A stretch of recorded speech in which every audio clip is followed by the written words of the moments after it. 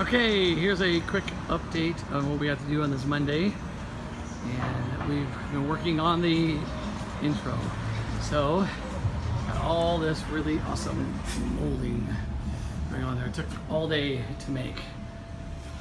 And this red is really sick.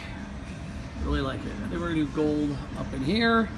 And this would be black and white stripes here. You come in, that's my dog Patch.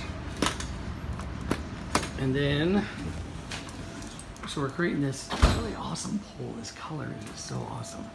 And then, so this is gonna go all the way down to the ground, like that. Isn't that just great?